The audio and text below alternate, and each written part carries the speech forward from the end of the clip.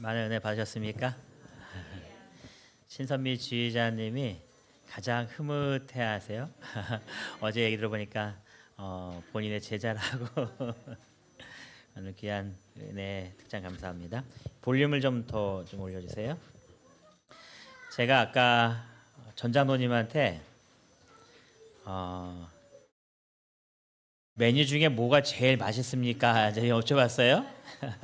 그래도 제일 맛있는 걸 또 골라야 되니까 하여튼 전장로님이 본인 입맛에 제일 맛있는 게 볶음밥이랍니다. 주문하실 때에 잘 감안하셔서 저는 오늘 그래서 볶음밥을 좀 시켜보려고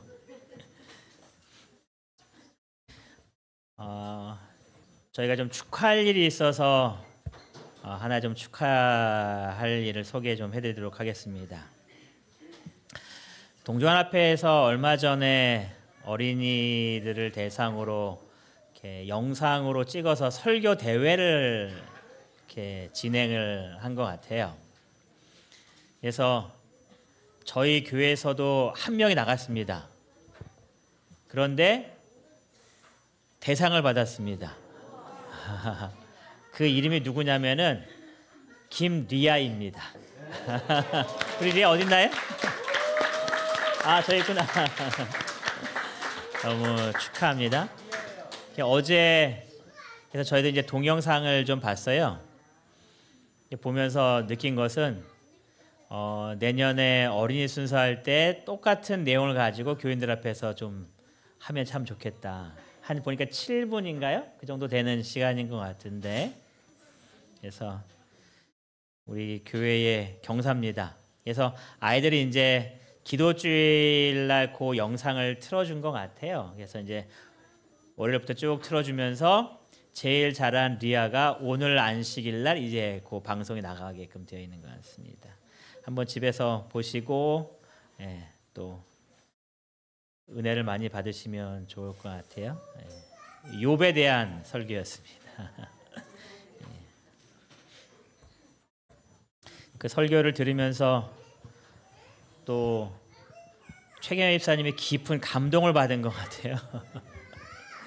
그래서 또 새로운 결심을 하신 것 같습니다. 우리 성도님들도 똑같은 결심의 시간이 되면 좋겠습니다.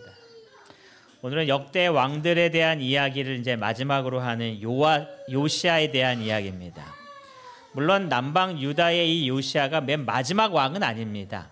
그런데 이 요시아 이후의 왕들은 이제 포로로 끌려가고 막 돌아오면서 거의 이제 나라의 운명이 바벨론의 포로로 끌려가기 직전에 잠깐 했던 왕들이기 때문에 우리가 살펴볼 수 있는 그래도 은혜가 있는 왕의 모습은 이 마지막 요시아 왕이라고 생각해서 이제 오늘 마지막으로 모든 왕들에 대한 이야기를 마치려고 합니다. 이 요시아에 대한 여러 가지 특징이 있지만 이 요시아에 대해서 성경이 이렇게 표현을 해요. 어린 나이에도 하나님을 찾은 요시아라고 이야기합니다. 잠깐 퀴즈를 낼까요? 이 왕들이 이게 왕위에 이렇게 오르는 나이들이 다 있잖아요. 가장 어린 나이에 왕이 된 사람이 누구였을까요? 아닙니다. 아닙니다. 요시아 아닙니다. 누구예요? 요아스입니다. 몇 살이었어요? 7살입니다. 그리고 이 요시아가 8살에 왕이 됩니다. 참 어린 나이에 왕이 됐죠. 이 유다 왕조를 잠깐 좀 보시면 아하스가 12대 왕이었고요. 그리고 지난주에 봤던 히스기야가 13대였고요. 오늘 볼 므낫세가 14대, 아몬 15대, 그리고 요시아가 16대의 유다의 왕조의 왕으로 등극합니다. 그런데 파란색으로 기록 표시한 왕과 검은색으로 표시한 왕이 좀 다릅니다. 뭐가 차이냐면 검은색은 다 악한 왕으로 일려집니다. 그리고 이 파란색은 다 선한 왕이에요. 그래서 히스기야도 보면은 아버지는 악했고 본인은 믿음 안에 살았고 또 아들은 악했어요. 또 요시아도 마찬가지죠. 자기의 아버지는 악한 왕후의 모습 속에서 선한 왕의 그 모습을 이렇게 나타납니다. 물론 왜 이렇게 선한 왕의 자녀들이 악한 왕의 모습으로 비춰졌는지는 정확하게 알지는 못합니다. 하지만 이 요시아의 삶의 모습을 통해서 그것들을 좀 한번 좀 찾아보려고 하는데요. 먼저 이 므낫세가 왕이 된 것을 보시면 12세의 왕이 됩니다. 그러니까 므낫세도 꽤 어린 나이에 왕이 된 거죠. 그리고 55년을 통치합니다.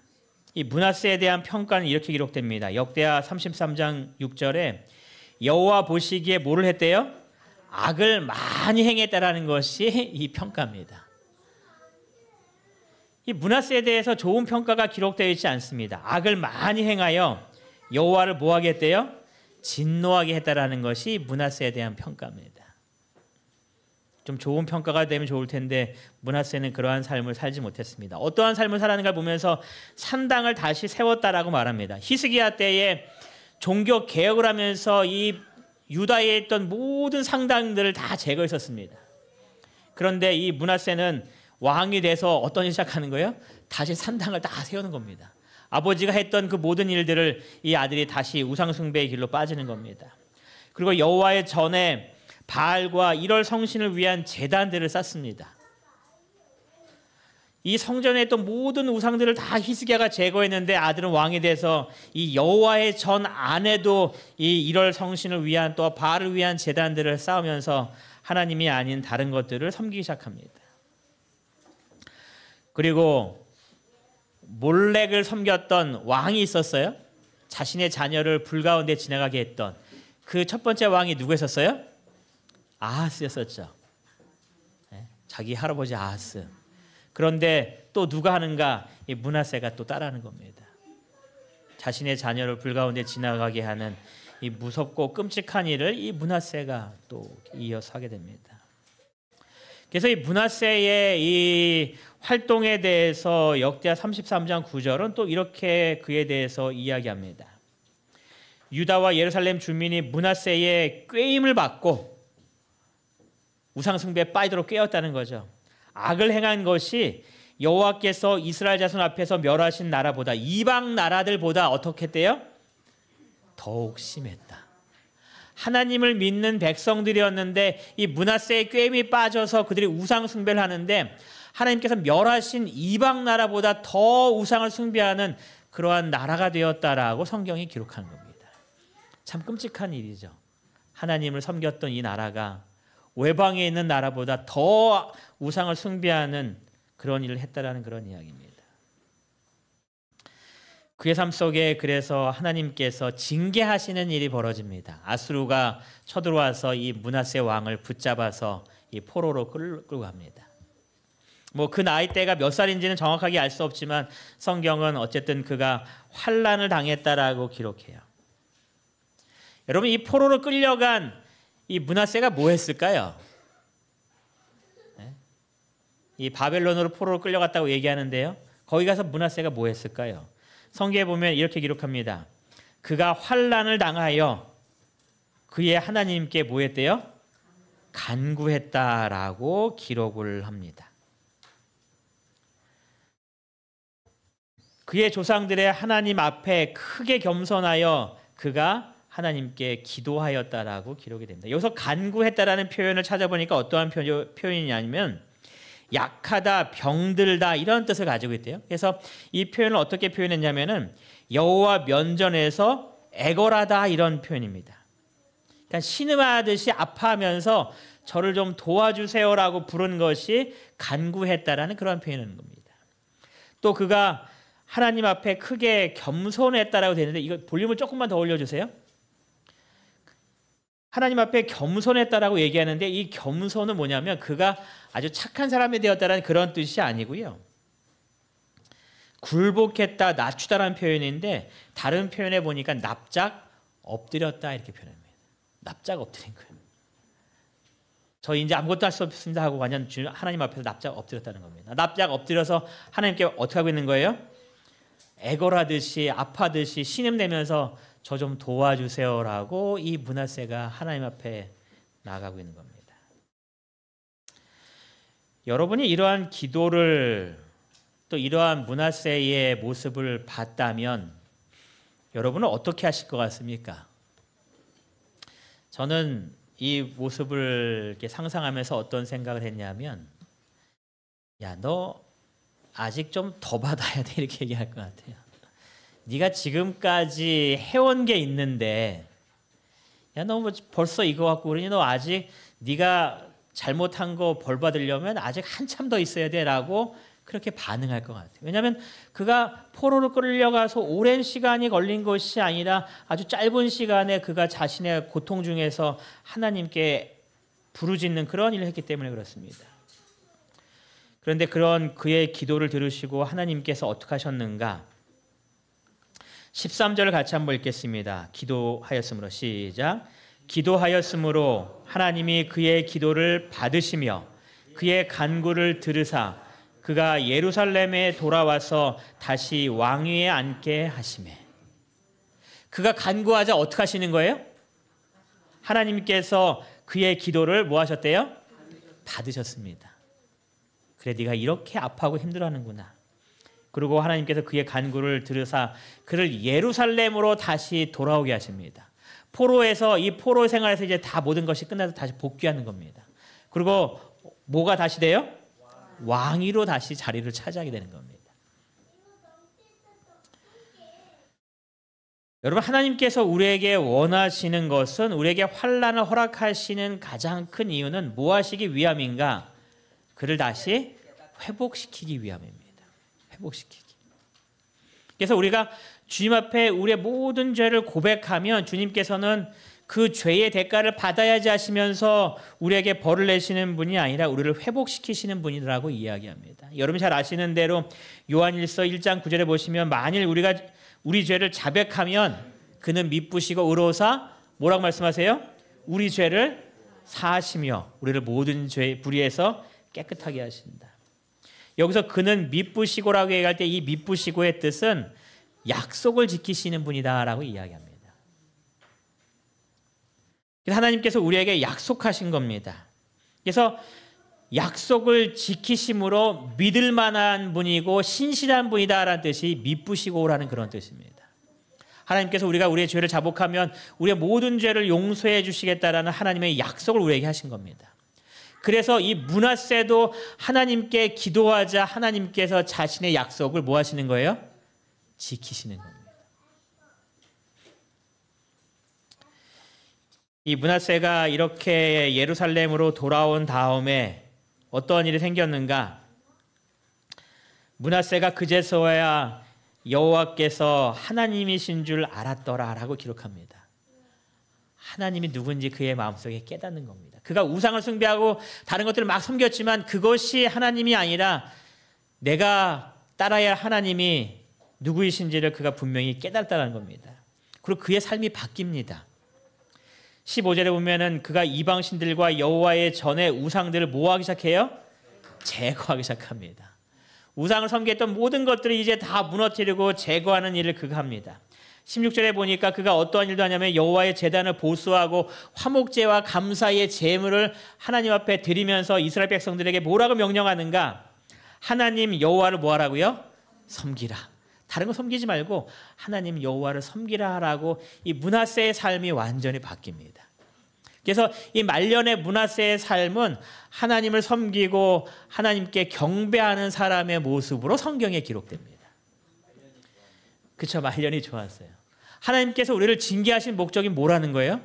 이와 같은 거라는 겁니다.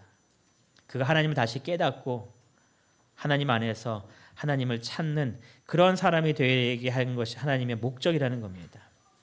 근데 여러분, 모든 사람이 환난 가운데서 이 므낫세처럼 취할까요? 그렇지 않은 사람들도 많아요. 하나님께서 우리에게 많은 어려움들을 주실 때에 그가 그의 마음속에 나의 죄를 깨닫고 므낫세처럼 돌아오는 사람도 있지만 많은 사람들은 그가 하나님 앞에 불평하고 불만하면서 마치 가인이 악인을 죽일 때 했던 모습처럼 끝까지 자기의 죄악된 모습을 깨닫지 못하는 그러한 사람들도 많이 있습니다.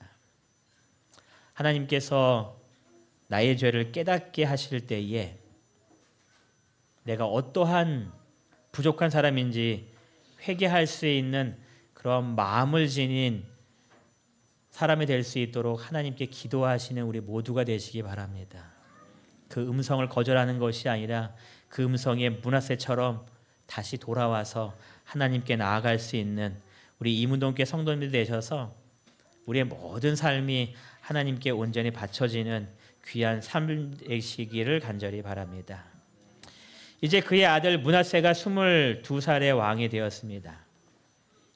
그리고 므낫세에 대해서 이 아몬에 대해서 기록하면서 이런 기록이 표현돼요.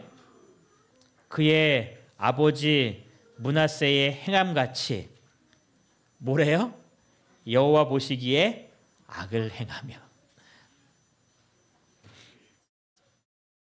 꽤 슬픈 모습인 것 같습니다. 아버지 므낫세의 행함같이 그가 열심히 하나님을 섬겼다라는 표현이 나오면 참 좋을 것 같은데 성경은 아버지 므낫세의 행함같이 그가 악을 행하였다라고 기록이 됩니다. 선지자왕 383페이지에 보니까 므낫세의 치명적 배도로 인하여 그의 생애에 경험이 회복할 수 없도록 굳어진 사람들 중에, 그러니까 너무 마음이 굳어져서 도저히 회복되지 않는 사람들이 있었는데 그 중에 한 사람이 그의 아들 아몬이었다는 겁니다.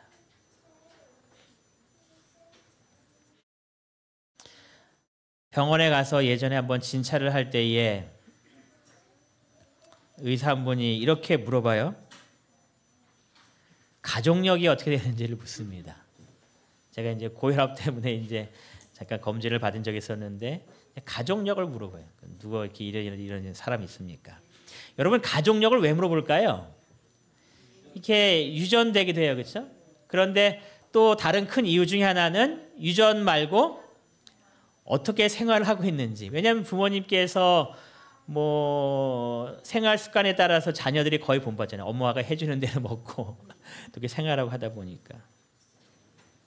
그래서 부모님 중에 그렇게 생활하면서 병에 걸린 사람이 있으면 자녀들도 똑같이 병에 걸릴 수 있기 때문에 이제 가족력을 물어봐요. 아몬이 그런 가족력이었다는 겁니다. 아버지의 삶의 모습을 보면서 그도 똑같이 그렇게 살았다는 이야기입니다. 여러분 죄의 유전은 다 똑같이 유전됐어요, 그렇죠? 하지만 이 생활에 나오는 이 습관에 따라서 나오는 모습들을 이 아몬은 아버지로부터 좋은 감화를 받지 못했다라는 이야기입니다.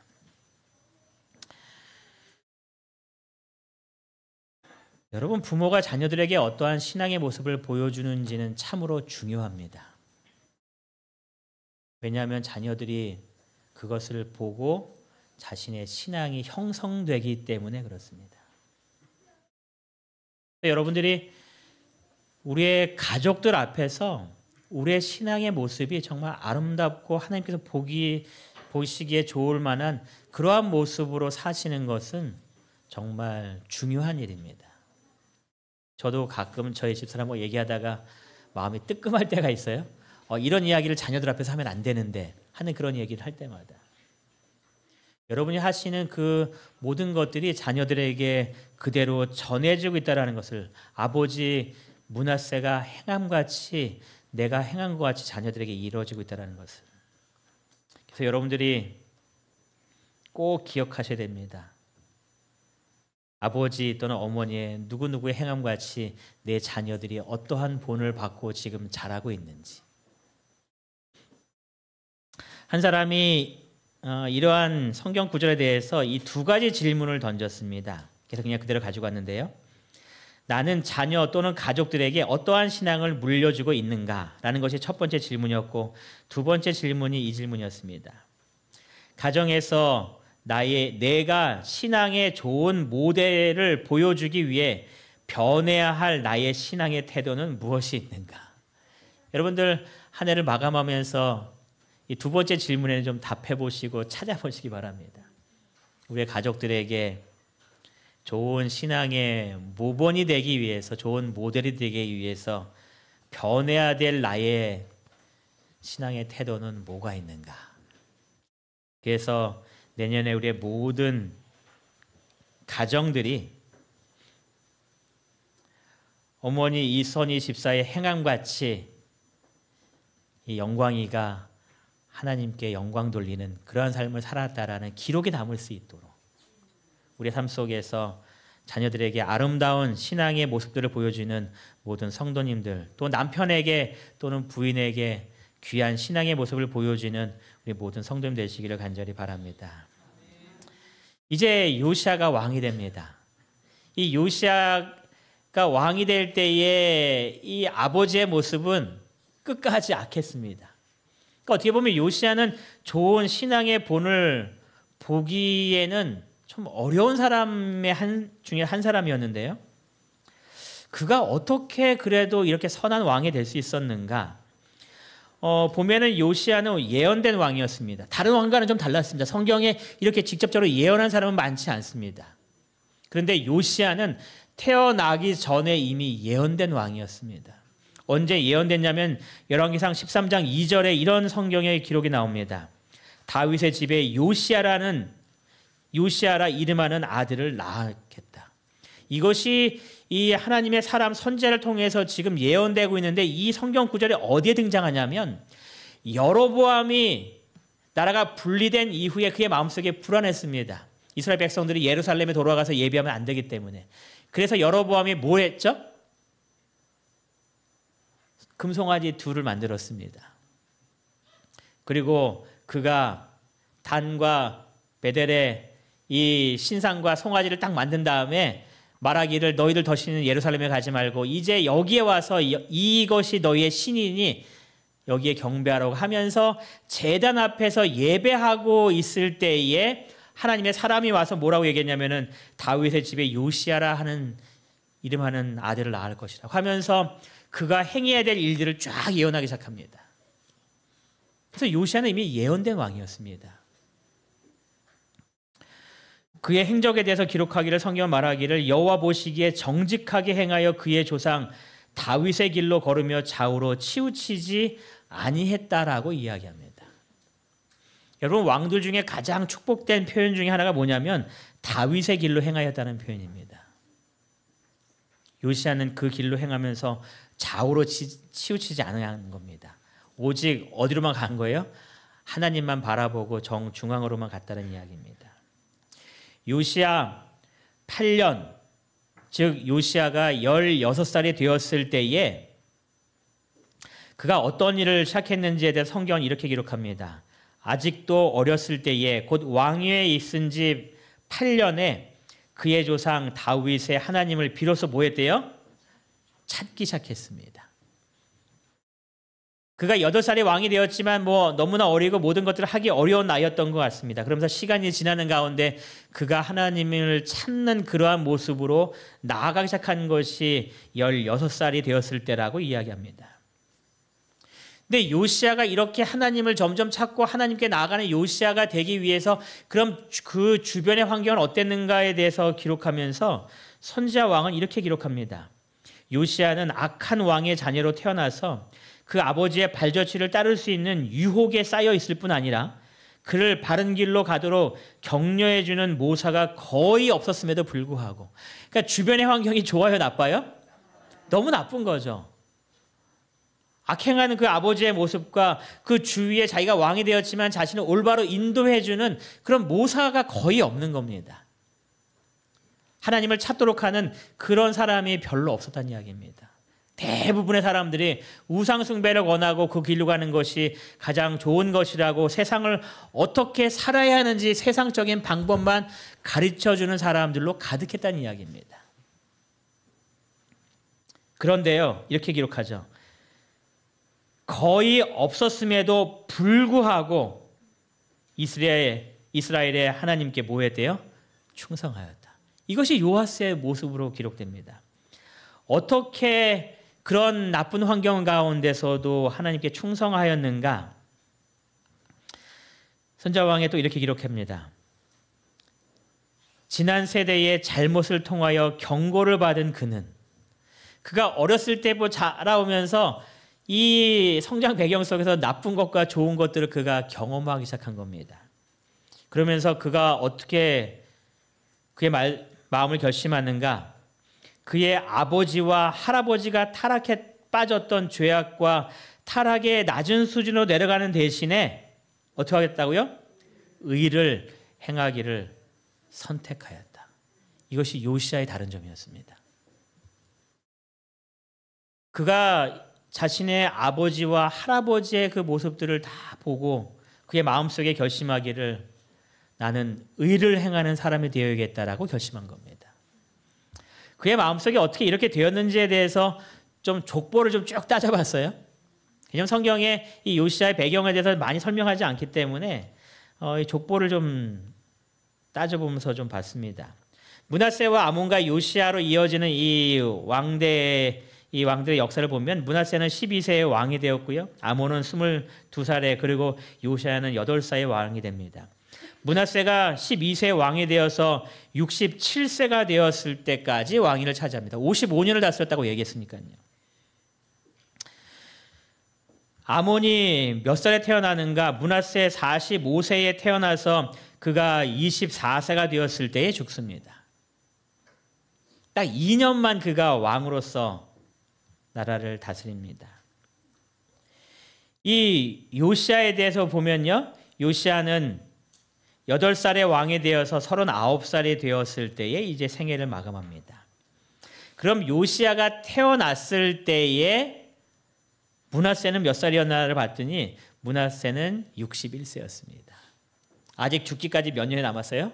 한 6년의 시간이 남은 겁니다.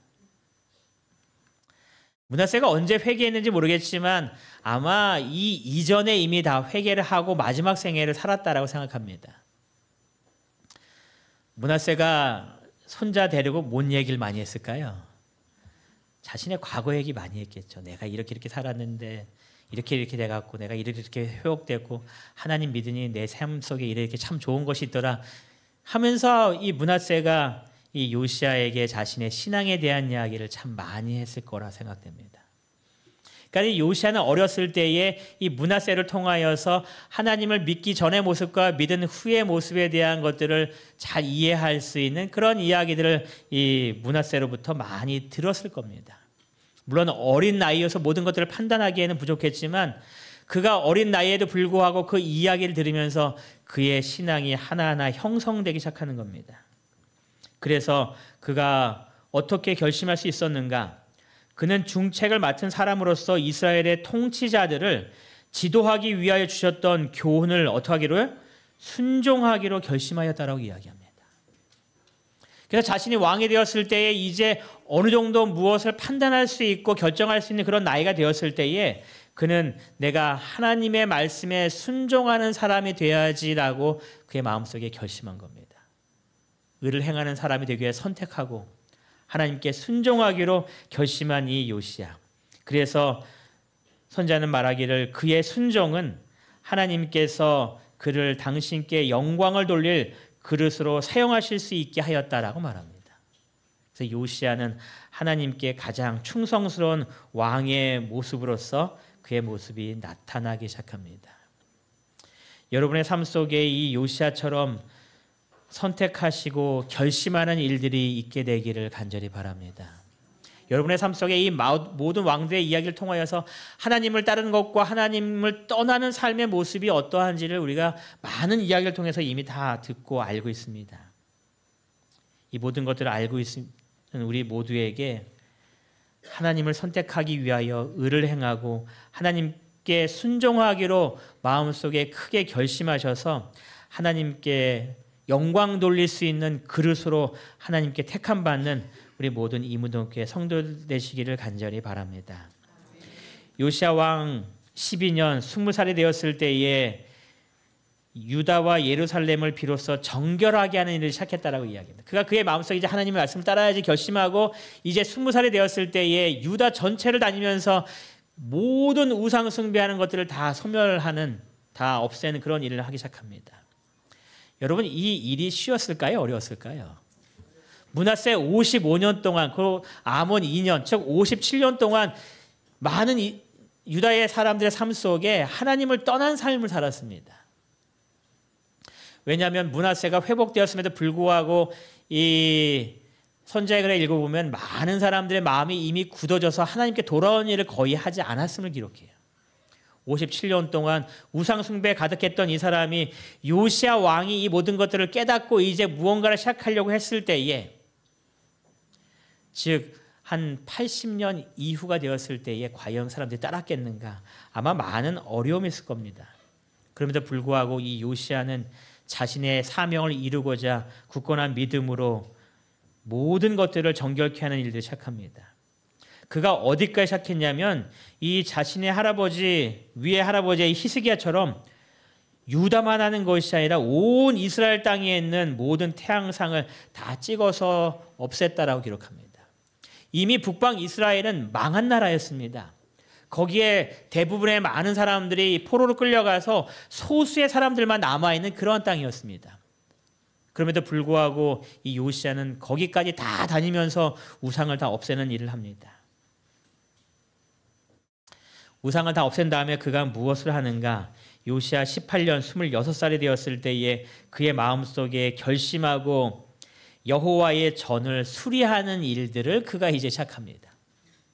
그러니까 이 단계마다 이 요시야가 하는 개혁이 있는 거예요. 그의 마음속에 하나님의 뜻을 따르겠다 결심하고 그 다음에 우상을 제거하는 일들을 시작하고 이 모든 것들이 정결해지자 그 다음에 시작한 것이 여호와의 전을 수리하려는 그런 일이었습니다. 왜냐하면 우상을 숭배하는 가운데 하나님의 전을 거의 찾지 않고 방치되었기 때문에 모든 것들이 다 망가져 있는 그런 상태였기 때문에 그렇습니다. 성전을 수리하는 가운데 요시야 왕의 행적에 이러한 일들이 나타나죠. 무리가 여호와의 전에 헌금한 돈을 꺼낼 때에 제사장 hil기야가 모세가 전한 뭐를 발견했어요? 여호와의 율법책을 발견합니다. 그 말은 이 율법책을 히스기야 왕 사후 57년 동안 아무도 본 사람이 없다는 이야기입니다. 하나님의 이 말씀, 특별히 이 우리가 어떻게 살아야 되는지에 대해서 기록된 이 율법책, 특별히 이 학자들이 이 부분에 대해서 정확하게 모든 것들을 알 수 없지만 아마 모세 오경일 거다 얘기하는 사람도 있고 어떠한 사람들은 신명기에 나와 있는 하나님의 말씀일 것이다, 율법일 것이다라고 얘기하는 사람들이 있습니다. 이 율법이 이제 발견한 겁니다. 여러분 여기에 보니까 헌금할 돈을 꺼낼 때라고 되어 있으니까는 이것이 헌금함에 있었는지 뭐 어디에 있었는지 정확하게 알 수 없지만 그들이 그 오랜 시간 동안 하나님의 전을 거의 찾지 않았음을 보여주는 구절이 이겁니다. 이 왕이 하나님의 이 율법을 발견했다는 이야기를 듣고 이 율법에 대한 이야기를 사반을 통해서 다 듣습니다. 그래서 마음속에 느껴지는 게 뭐냐면 자신들의 삶이 얼마나 하나님을 떠난 사람인지를 이 율법을 통해서 더 깊이 깨닫게 되는 겁니다. 주변을 돌아볼 때에 남방 유다가 이대로 놔둬서는 도저히 안 될 것 같은 두려움에 빠집니다. 그래서 요시야 왕이 한 행동은 율법의 말씀을 듣자 어떡한 일이었어요? 자기의 옷을 찢는 일이었습니다. 여러분 자기 옷을 찢었다는 표현이 어떠한 의미를 가지고 있을까요?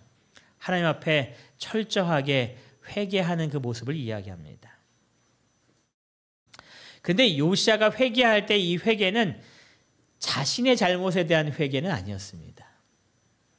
왜냐하면 요시야는 하나님 앞에서 정말 바른 길로 가는 사람이었습니다. 요시야가 이렇게 마음 아파서 회개한 내용이 뭐였는가에 대해서 선지자왕은 기록하기를 슬픔과 놀람에 압도된 요시야는 옷을 찢고 번민 가운데서 하나님 앞에 부복하여 회개하지 않은 나라의 죄악에 대하여 용서를 간구하였다. 모든 남방 유다에 있는 북방 이스라엘에 있는 하나님의 백성들의 죄 때문에 그가 하나님 앞에 용서를 간구하고 있는 기도를 드리고 있는 겁니다. 그의 마음속에 이대로 나와서는 안 된다라는 그 아픔 때문에 그가 하나님 앞에 회개의 기도를 하고 있는 겁니다. 그가 장차 남방 유다가 어떻게 될지 굉장히 부담과 고민 있는 가운데에 선지자에게 기별을 문의합니다. 그때 선지자의 대답은 단순했습니다. 남방 유다도 멸망할 것이다. 바벨론의 포로로 끌려갈 것에 대한 이야기입니다. 그런데 이 훌다 선지자가 이 멸망이 너희 때는 이루어지지 않겠다라고 말씀하시면서 이러한 말씀을 이야기합니다. 내가 이곳과 그 주민에게 대하여 빈터가 되고 저주가 되려고 한 말을 내가 듣고 마음이 부드러워져서 여호와 곧 내 앞에서 겸비하여 옷을 찢고 통곡하였으므로 나도 어떻게 돼요? 내 말을 들었다. 요시아가 하나님의 말씀을 들은 것에 대해서 하나님이 이야기합니다. 네가 내 말을 듣고 그렇게 가슴 아파하면서 회개한 모습을 보고 나도 네가 기도한 것을 다 들었다. 그래서 내가 기도한 것을 이루어 주려고 한다라고 선지자를 통해서 기별을 전하는 겁니다. 그래서 요시아 왕 때는 하나님의 풍성한 은혜로 그의 삶 속에 어려움을 당하는 모든 일들이 중지가 됩니다. 여러분, 이 하나님의 율법을 준수한다는 것은 상당히 중요한 일이었습니다. 그래서 요시아는 하나님의 율법을 발견하고 모든 이스라엘 백성들의 삶 속에 이 율법대로 살게 하려는 노력을 그가 시작합니다. 그러면서 이스라엘 사람들이 하나님께 돌아오는 그런 일들이 이제 벌어지기 시작한 겁니다. 선지자왕에는 요시아의 노력에 대해서 이렇게 기록해요. 요시아는 성년이 되면서부터 왕으로서의 그의 지위를 뭐 하는 데 사용했대요? 하나님의 거룩한 율법의 원칙을 높이는 데 이용하고자 노력하였다. 이게 요시아의 모습이었습니다. 자신의 왕의 지위가 있잖아요. 권력이 있잖아요. 그것을 어떤 데 사용하고자 노력했냐면 하나님의 거룩한 율법의 원칙을 높이는데, 모든 사람에게 이 하나님의 거룩한 율법이 어떠한 것인지를 명확하게 깨닫게 하는 그 일에 자신의 모든 지위를 사용했다라고 이야기합니다. 제가 이 말씀을 읽으면서 이렇게 결심을 좀 했어요. 목회자가 지위가 있는지는 모르겠지만 목회자의 지위로서 하나님의 거룩한 율법의 원칙을 높이는데 이 모든 것들을 사용하는 사람이 되어야겠다.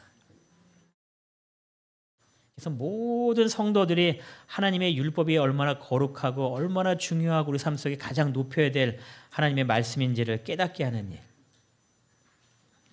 또 요시아가 한 것에 대해서 이렇게 또 기록합니다. 같이 한번 읽어보겠습니다. 그는 시작.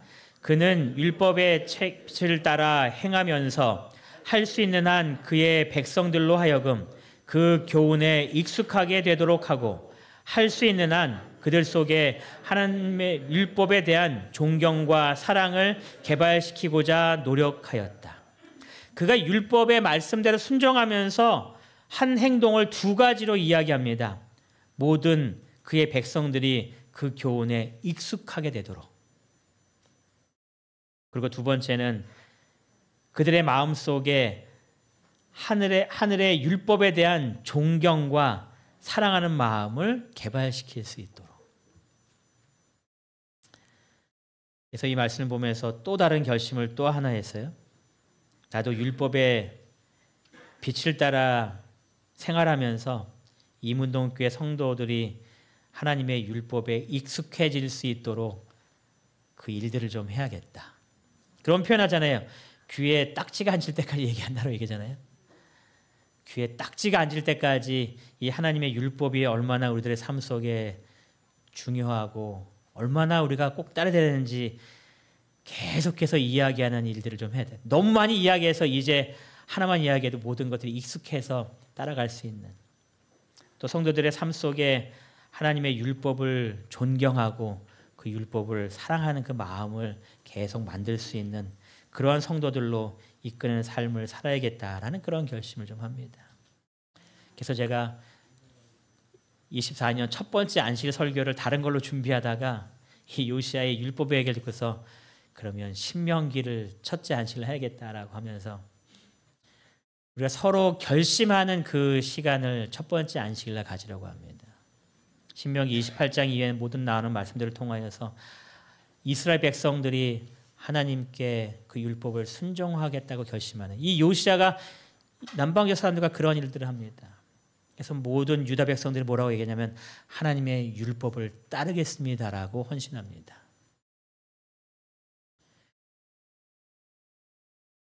요시아가 얼마나 축복된 일을 했는가. 요시아의 삶을 정리하면서 역대하 34장 33절은 이렇게 이야기합니다. 이와 같이 요시아가 이스라엘 자손에게 속한 모든 땅에서 가증한 것을 다 제거하여 버리고 이스라엘의 모든 사람으로 그들의 하나님 여호와를 섬기게 하였으므로 요시아가 사는 날에 백성이 그들의 조상의 하나님 여호와께 복종하고 어떻게 하지 않았대요? 떠나지 아니하였더라. 모든 이스라엘 백성들이 하나님 안에 살았다라고 기록합니다. 그래서 제가 이 성경 말씀을 이렇게 좀 다르게 읽었습니다. 이와 같이 황현수 목사가 이문동교회에 속한 모든 성도들의 삶 속에 가증한 것들을 다 제거하여 버리고 이문동교회 성도들로 하여금 하나님 여호와를 섬기게 하였으므로 황현수 목사가 이문동교회에서 사역하는 날 동안 이문동교회 성도들이 하나님 여호와께 복종하고 떠나지 아니하였더라. 여러분 이런 일 있으면 참 좋을까요? 그래서 제 마음속에 이 요시아를 보면서 이 예언해 주시는 말씀을 보면서 나도 이렇게 살아야겠구나. 또 성경 말씀을 보면서 요시아가 한 것처럼 이렇게 해서 이스라엘 백성들의 삶 속에 가증한 것들을 다 제거한 것처럼 이문동교회 성도의 삶 속에 살고 있는 하나님 아닌 무언가 다른 것들을 자꾸 의지하고 섬기고 따라가고 있는 그 모든 것들을 다 제거하여 버리고 여러분이 제거하여 버리는 것이 쉬울까요? 어려울까요? 여러분 저항하시겠습니까? 아니면 순종하여 결심하시겠습니까? 여러분의 삶 속에 하나님 말고 다른 것들을 따라가고 있는 삶이 있어서 그것을 제거하려 버리는 일을 할 때에 하나님 앞에 순종하는 마음으로 나오게 되시기를 간절히 바랍니다. 하나님을 섬기게 하는 그런 일들을 통하여서 하나님을 떠나지 아니하고 그래서 이 말씀을 보면서 나도 이렇게 결심했지만 모든 성도들도 똑같은 결심을 이 요시아처럼 하면 좋겠다라고 생각했어요. 그래서 이 성경 구절을 또 이렇게 또 바꿔서 읽어봤습니다. 이와 같이 전영중 장로가 가족에게 속한 모든 것에서 가증한 것들을 다 제거하여 버리고 가족들이 온전히 여호와를 섬기게 하였으므로 전현준 장로가 사는 날 동안 그의 모든 가족이 하나님 여호와께 복종하고 떠나지 아니하였더라. 아멘인가요? 제가 전 장로님을 이야기하는 건 정말 죄송합니다. 왜냐하면 다른 사람들은 좀 연세도 있고 해서 제가 넣기는 좀 그렇고 전 장로님이 이렇게 넣어도 저를 흉보지 않는 사람이기 때문에 제가 좀 넣어서 좀 죄송하긴 합니다. 근데 여러분은 각자의 이름을 넣으면 참 좋을 것 같아요. 정근우 집사가 자신에게 가족에게 속한 모든 가증한 것들 다 제거해버리고 여러분들 다 각자 결심하는 겁니다. 혹 우리의 가정에 이러한 것들을 따라가고 있는 삶이 있지는 않는가. 내 삶 속에 또 내 남편의 삶 속에 내 부인의 삶 속에 내 자녀들의 삶 속에 이런 것들이 있지는 않는가. 그래서 다 제거하여 버리고 그를 온전히 하나님을 섬기게 하였으므로 정근수 집사가 사는 날에 모든 가족들이 여호와께 복종하고 떠나지 않았다는 그런. 여러분들 개인이 이 말씀을 내 이름을 집어넣고 굳게 결심하는 시간 되기를 바랍니다.